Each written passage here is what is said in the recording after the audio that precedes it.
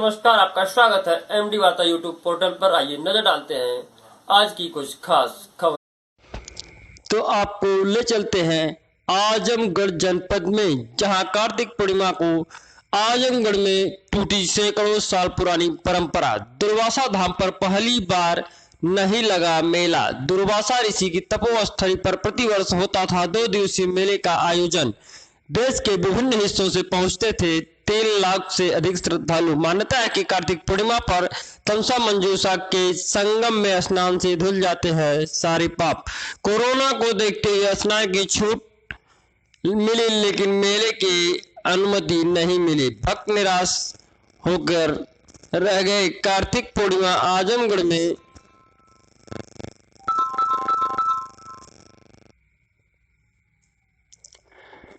कार्तिक पूर्णिमा आजमगढ़ में टूटी सैकड़ों साल पुरानी परंपरा। दुर्वासा धाम पर पहली बार नहीं लगा मेला। आजमगढ़ कोरोना महामारी के चलते आजमगढ़ के प्रसिद्ध पौराणिक स्थल दुर्वासा धाम पर सैकड़ों साल पुरानी परंपरा टूट गई। लोग तमसा मंजूषा के संगम में स्नान कर अपने पापों से मुक्ति प्रार्थना करने में सफल रहे, लेकिन यहाँ लगने वाले ऐतिहासिक मेले का आनंद नहीं उठा पाए, कारण कि प्रशासन ने मेले की अनुमति ही नहीं दी। वहीं देश के विभिन्न हिस्सों से आने वाले 2 लाख से अधिक भक्तों को भी निराश होना पड़ा, कारण की महामारी के चलते वे दर्शन के लिए नहीं आ पाए। बता दें कि दुर्वासा धाम प्राचीन पौराणिक स्थल है। पौराणिक मान्यताओं के अनुसार कार्तिक पूर्णिमा माह में विभिन्न नदियों के संगम में स्नान करने पर अत्यधिक पुण्य मिलता है। इनमें कार्तिक पूर्णिमा के दिन दुर्वासा में किए गए स्नान का विशेष महत्व है। हिंदू मान्यताओं के स्रोत पुराणों में विशेष रूप से भविष्य पुराण में उल्लेख है कि महर्षि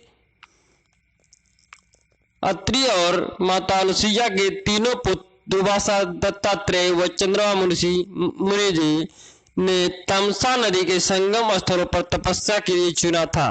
चंद्रमा ऋषि ने तमसा शिल्नी व दत्तात्रेय ने तमसा व कुंवर नदी के संगम को तप के लिए चुना था, जबकि दुर्वासा ऋषि काशी और कौशल के मध्य स्थित तमसा नदी व मंजूषा के संगम पर तप किया था। पुराण के अनुसार दुर्वासा 14 साल की उम्र में यहाँ आए और कलयुग के आरंभ तक यही तप किए। कलयुग के आरंभ काल में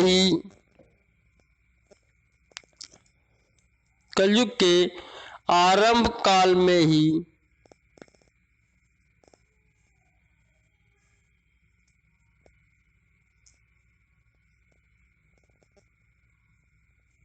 यही अंतर ध्यान हुए, जिससे इस स्थान का महत्व काफी बढ़ जाता है। मान्यता है कि कार्तिक पूर्णिमा के दिन यहाँ स्नान से सारे पाप से मुक्ति मिल जाती है। प्रतिवर्ष कार्तिक पूर्णिमा को यहाँ 2 दिवसीय मेले का आयोजन होता है। लोगों में संगम में स्थान के बाद भगवान शिव की आराधना करते हैं। यहाँ प्रतिवर्ष 3 से 4 लाख भक्त देश के विभिन्न हिस्सों से स्नान के लिए पहुंचते थे, लेकिन इस बार कोरोना संक्रमण को देखते हुए स्थानीय मेले की अनुमति नहीं मिली। स्थानीय लोगों को संगम में स्नान पर कोई रोक नहीं थी। उप जिलाधिकारी फूलपुर राघवेंद्र कुमार सिंह ने बताया कि कार्तिक पूर्णिमा पर श्रद्धालुओं को स्नान करने की छूट दी गई थी, लेकिन मेले की अनुमति नहीं थी, जिसके कारण वे मेले का आयोजन नहीं हुआ। प्रशासन इस तरह पाबंदी से सैकड़ों साल पुरानी परंपरा टूट गई। धन्यवाद।